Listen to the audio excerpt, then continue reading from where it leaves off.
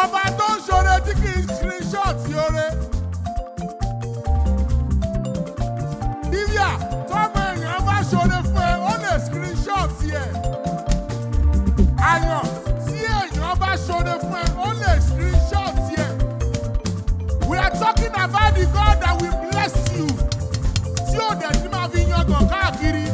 Ayérayé nínú ọ̀run. Ẹ̀mí inú àwọn wòlíì. The only God that is greatly greater than the greatest of any man. The God that knows the beginning from the end. He knows the end from the beginning. Atọ́pẹ̀ríọlá, Atọ́tìnétọ̀. The only wise God. Invisible, immortal.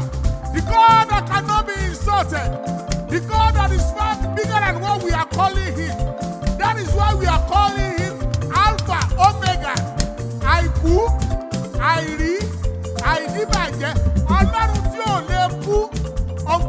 unquestionable God, unchangeable God, the most reliable God.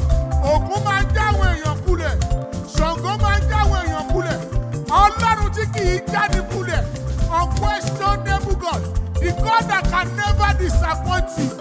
Mo júbà rẹ o, mo gbé yín ga o, ayérayé, ẹ̀mí mímọ́, ẹ̀mí inú àwọn wòlíì, ọba mọ́ni, ọba dání, ọba apani, ọba ṣẹ́ni, ọba agbanilágbàtàn, òjì kan olùkọ́kọ́, òpà kan wò kan yè, abẹ́tí ìlú kára bí ajere, ọlọ́run àwọn ọlọ́run, arúgbó ọjọ́, ọba àná, ọba òní, ọba ọ̀la, ọba ọjọ́ gbogbo, most gracious, the most beautiful God. Ah, Olúwa ṣé o, ẹ wálé, ẹ wálé. Now what we are saying that if human being bless you, there is tendency that that person can screenshot the blessing he has given you. But this God does not. The only God that cannot cast you, he does not cast. Abisonde Shalom man cast you know. That is the God we are talking about. Alpha, Ope, Shalom ti cast yeri, you know. David, Abibi mo Shalom ti cast yeri, Ọlọ́run ò lè cast you. Ayérayé ni, ó ní lọ́dọ̀ tó pọ̀.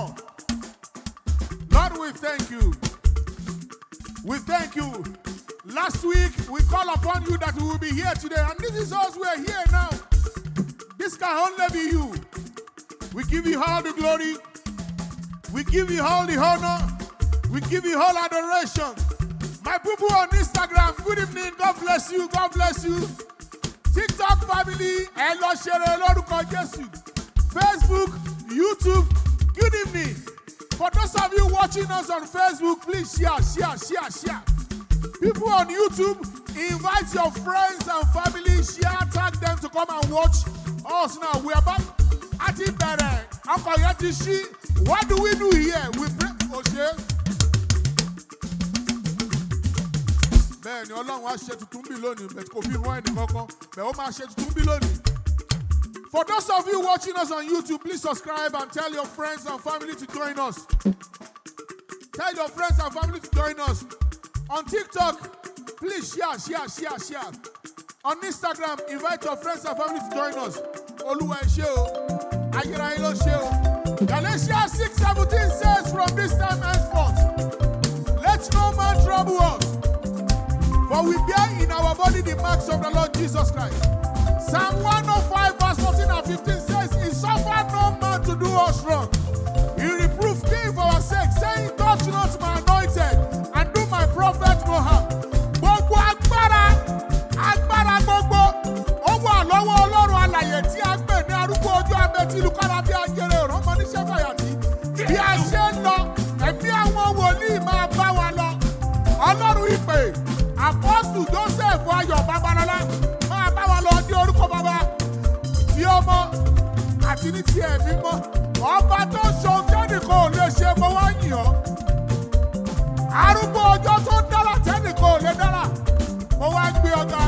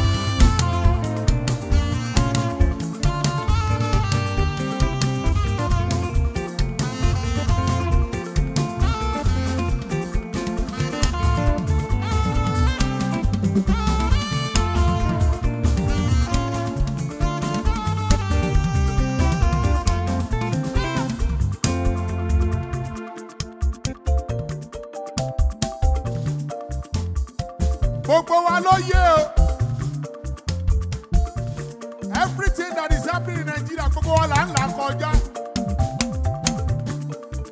And this is the time you need to praise God more. This is the time you need to worship God more.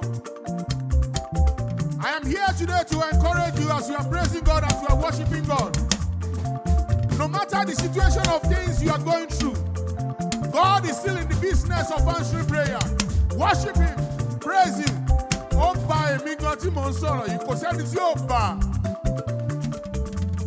If I tell you how many people that comes to my DM every day, oúnjẹ ni àwọn èèyàn ń wá tí wọ́n fẹ́ jẹ, oúnjẹ kì í ṣe aṣọ mọ́, oúnjẹ ayérayé mojú àánú wò wá. Ayérayé mojú àánú wò wá. Olúwa jẹ́ kí ìgbà yóò tù wá lára lórúkọ Jésù. Ẹ̀mí mímọ́, ẹ̀mí inú àwọn wòlíì tù wá lára.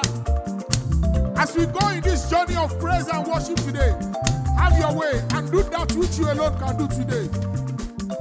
Kí ló ń ṣẹlẹ̀ lórí Facebook?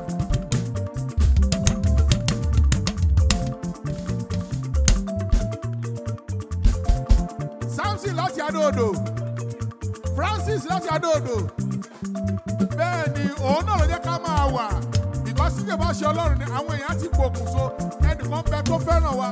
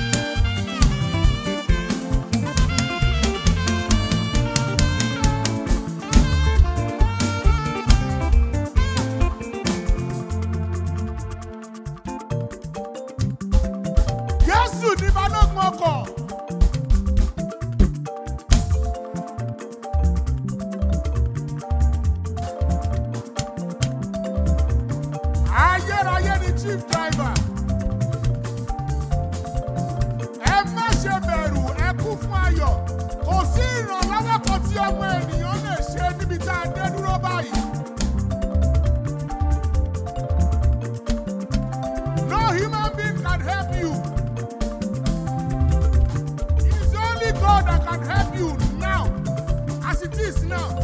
It is only God that can help you. Olórin yẹn ní ẹ má ṣe bẹ̀rù, ẹ kún fún ayọ̀. Nítorí pé Jésù ní ọ̀gá ọkọ̀ bó ti wù kí ìjì náà le tó. A ó débùtì ayọ̀ lórúkọ Jésù. Nàìjíríà á débùtì ayọ̀ lórúkọ Jésù. Don't entertain fear. Don't entertain fear. Our God is still in the business of answering prayer.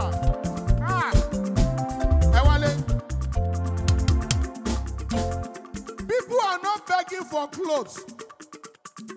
People are not begging for anything, just food, oúnjẹ. Mo wo bó ṣe ń pín ráìsì tí àwọn náà ń tẹ àwọn èèyàn mọ́lẹ̀ tí wọ́n dẹ̀ ń kú. Ayérayé bojú àánú wò wá. Lord have mercy on us. Kò yé ìjọba gangan mọ́, kò yé wọn mọ́ fúnra wọn. Ayérayé ìwọ nìkan ló yé. And that is why we will not stop praising you. Don't worry, we are coming for your request. We are coming. Let's just praise this God. The God that cannot be insulted that sits on the throne. On behalf of this great country, we say thank you for everything you have been doing, for what you are set to do, for what you will continue to do. We are here to encourage ourselves, and David encouraged himself in the Lord. As we are encouraging ourselves, we are encouraging you. Jésù ní balógun ọkọ̀. Sylvia, fi ọkọ̀ balẹ̀, ayérayé máa ṣe, ó tiẹ̀ ti ṣe.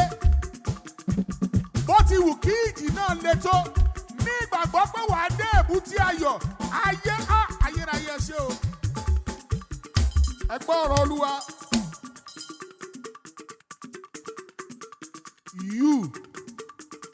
You are watching me right now. That thought kept coming to you that there was nothing to live for again. That thought kept coming to you every day that there is nothing to live for again. No.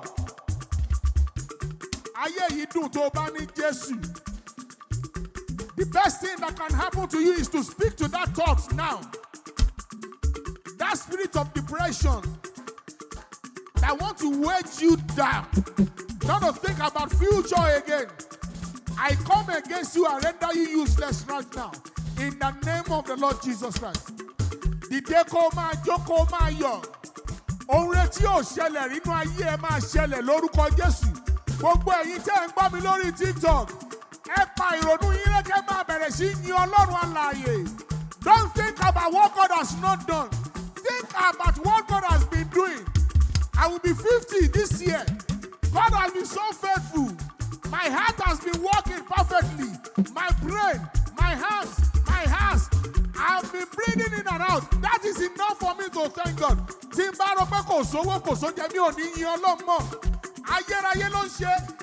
find solace to worship God, to give God all the glory, all the honor, adoration. Ẹ̀yin Olúwa lógo.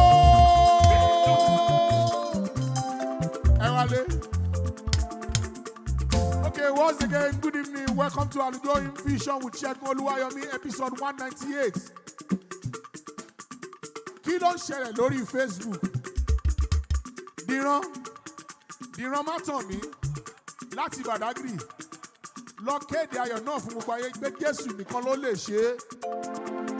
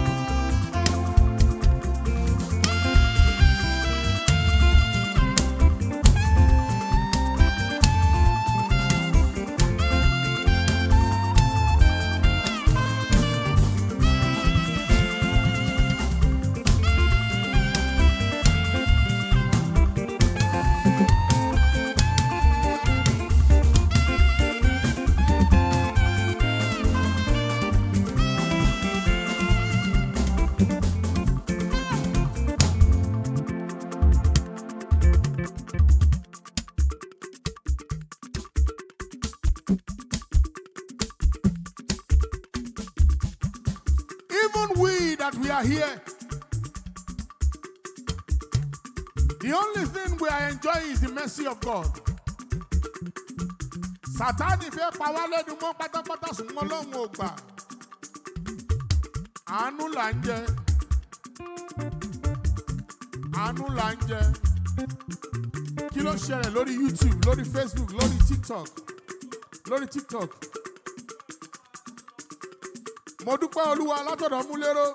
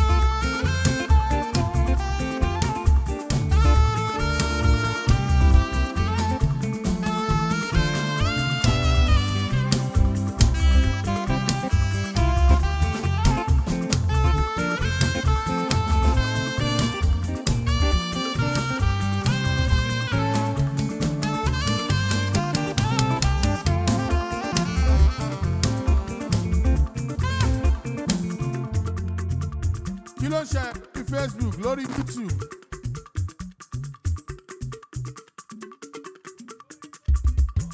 Lórí TikTok.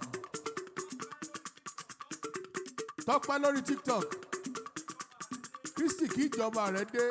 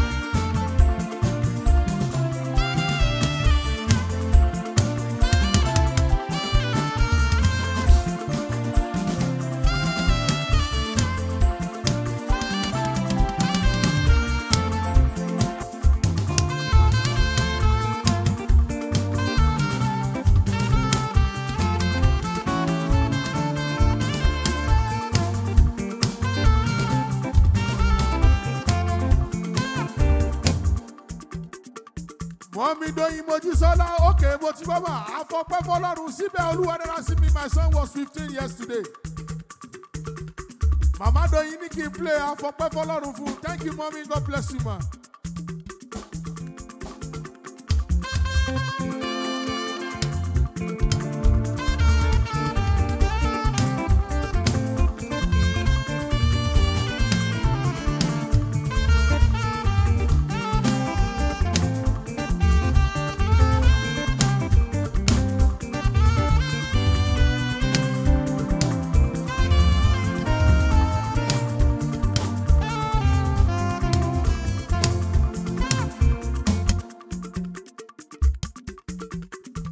A tó máa wo àwọn orí rédíò nísìn.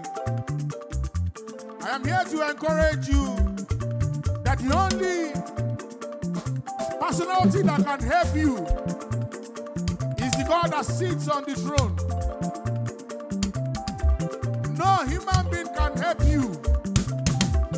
Ìjọba kan ò lè ràn ẹ́ lọ́wọ́. Ọlọ́run alààyè ló lè ràn ẹ́ lọ́wọ́. And that is why you need to focus your attention on Him.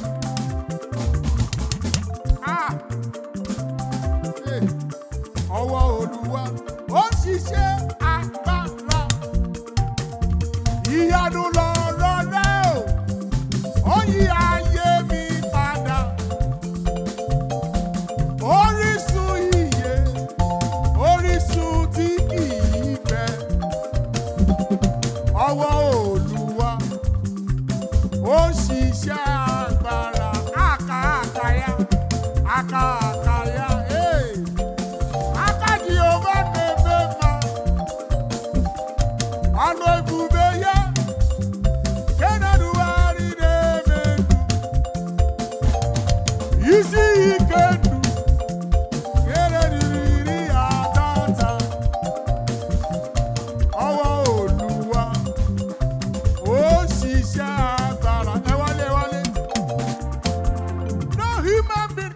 you in this situation that we are all in Nigeria.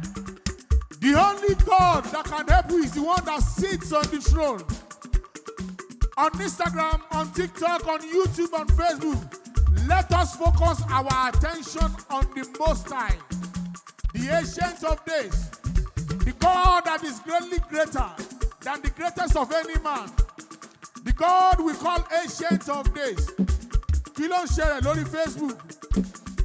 Èrò pọ̀ gan lórí Facebook o, kí ló ń ṣẹlẹ̀ lórí Facebook? Adéníyì Sarah, ẹ̀yin ọba ògo òun ni Ọlọ́run.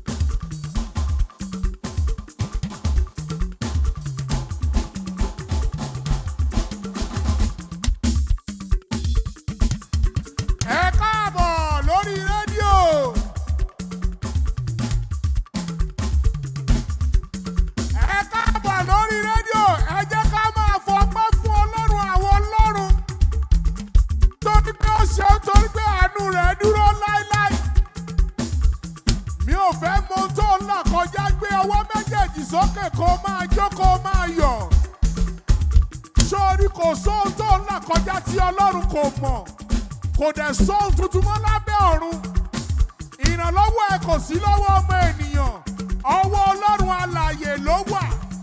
Gbé ojú méjèèjì sókè kó máa bẹ̀rẹ̀ sí yìn. Gbé ọwọ́ méjèèjì sókè kó máa gbéga. Kó máa yìn toró nìkan ló lè ṣe. Ẹ̀yin Olúwa lógo.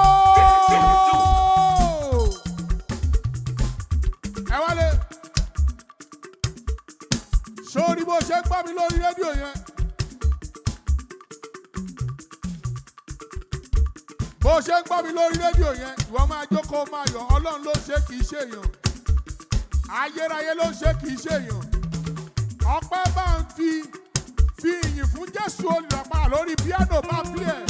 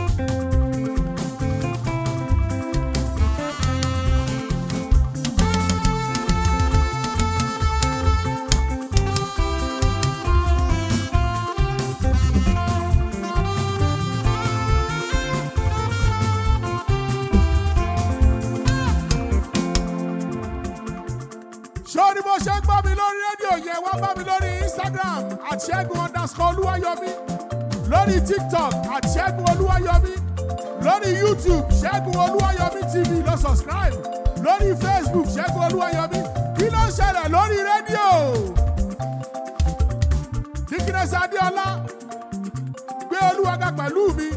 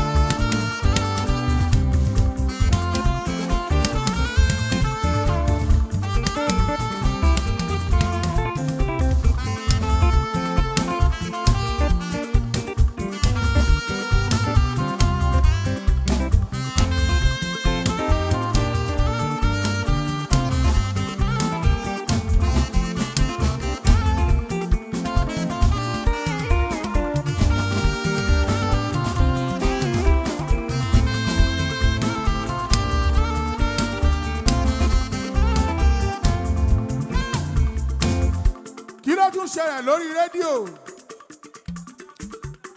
Josephine Ọlábàmíjì láti ọ̀rọ̀ mi alẹ́.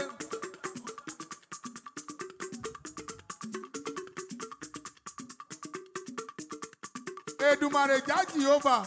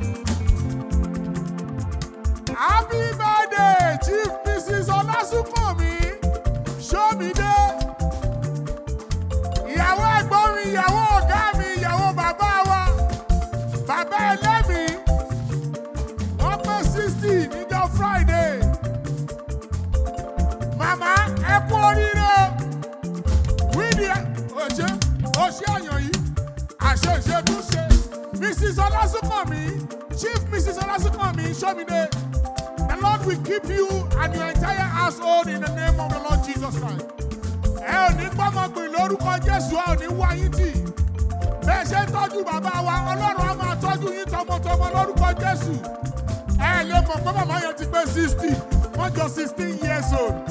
Thank you, Dr. Oluwayomi, show me the. Torí pé ẹ fi màmá yẹn lọ́kàn balẹ̀, àwọn náà dẹ̀ fi yín lọ́kàn balẹ̀. Ẹ ò ní dẹ́ni ilẹ̀ lórúkọ Jésù. Màmá Olásùnkànmí Ṣómidé, ìgbádùn ọdún kan lórúkọ Jésù.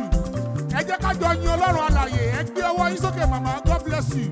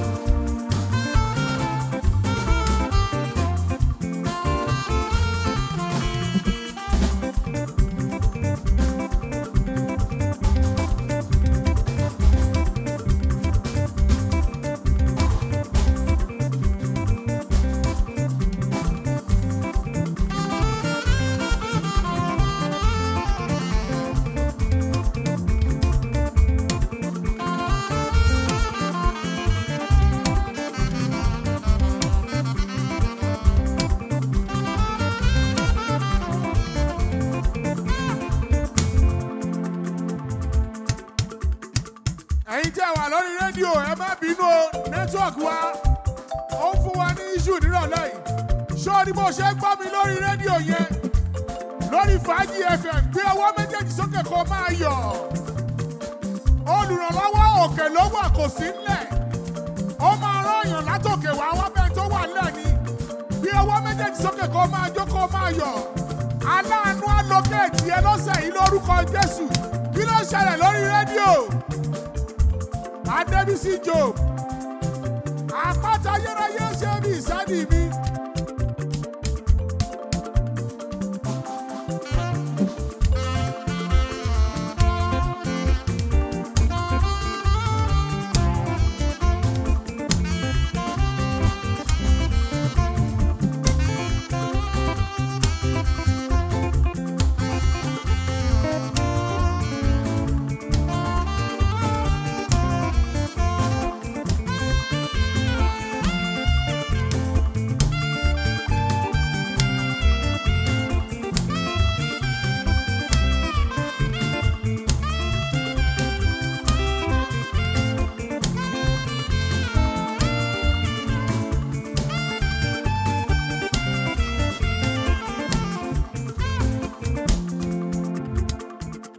Once again, happy birthday, Chief Mrs. Olasukanmi Shomide. Happy 60th birthday. The Lord will keep you in the name of the Lord Jesus Christ. Ẹ ò ní bọ́jọ́ lọ́jọ́ lọ. Ara yín ò ní gbàbọ̀dè, orí yín ò ní gbàbọ̀dè. Àgọ́ ara yín ò ní fi àìsàn ṣe ibùjókòó lórúkọ Jésù. Àánú tó ju ọjọ́ orí yín lọ, Ọlọ́run á fi fún yín lórúkọ Jésù. Ẹ kú oríire máa. God bless you. Kí ló ṣẹlẹ̀ lórí rédíò? Dúpẹ́ láti Ọ̀tà. Dúpẹ́ láti Ọ̀tà. Ẹ wọ́n lè fọba ológo jùlọ.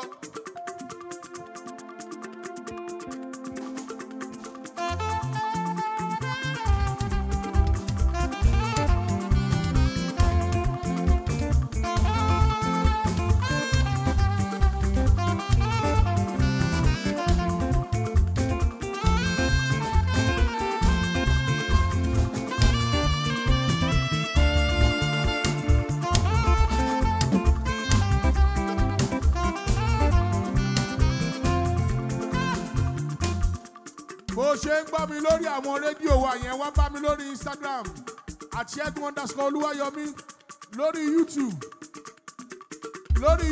wá gbọ́ mi Segun Oluwayomi TV, lórí TikTok @Segun Oluwayomi, lórí Facebook Segun Oluwayomi. Kí ló ń ṣẹlẹ̀ lórí àwọn social media? Ọládìméjì Ọláwálé láti Àtàn. Ọjọ́ náà lọ́jọ́ tí mo yàn.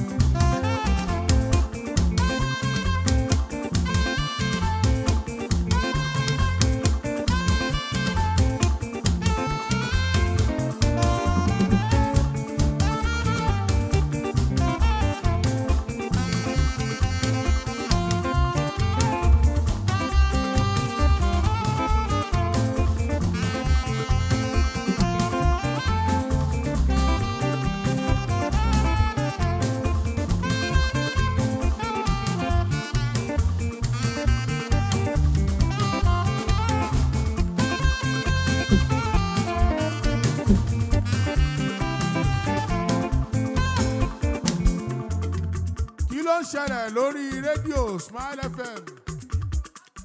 Adébísí Job láti Ọ̀tà. Àpáta ayérayé ṣe bí ìsádi mi.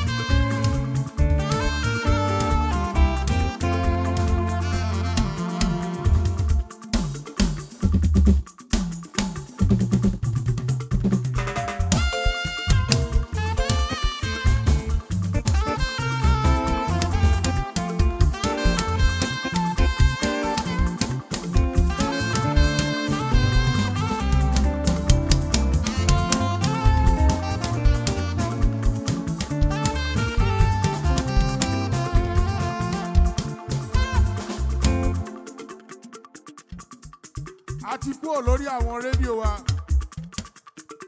You are welcome to Segun Oluwayomi Music Ministry again. Although the network disturbed us so much today, but network cannot stop us from praising God. We will continue to reference our God, to praise our God. Because this God has been so faithful to us.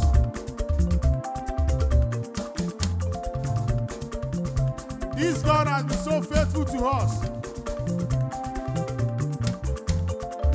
This God has been so faithful to us. Ayérayé ló ṣe, kò sóhun téèyàn lè ṣe. Lord, we honor you, we bless you. We say you are God and there is none like you. We give you all the glory, we give you all the honor, we give you all adoration. Thank you for your faithfulness.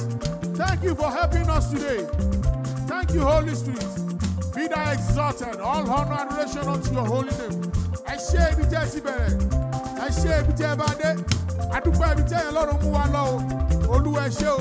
A dá ọpẹ́ padà fún yín for helping us in this episode. All honor and adoration be unto your holy name. Thank you, Ancient of Days. Thank you, Holy Spirit.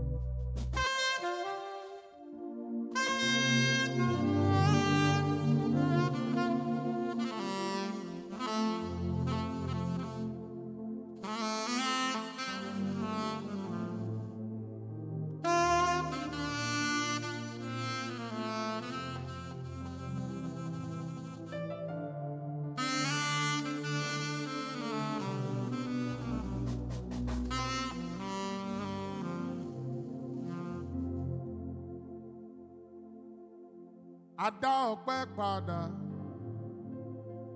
sọ́dọ̀ ẹni tó lọ́pẹ́.